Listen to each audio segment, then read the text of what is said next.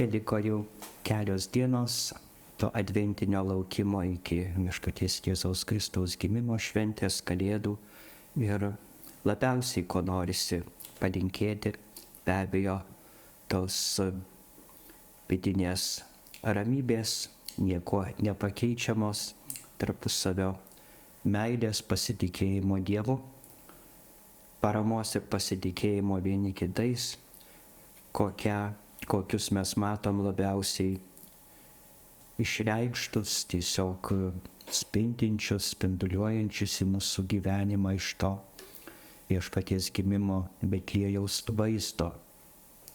Tai turbūt išreiškia tą amžinąją ir Dievo ir žmogaus paradigmą, kurią turime remtis ir kurią turime išsaugoti. Tai yra kūdikis, motina, juos ginantis, juos saugantis vyras, globėjas.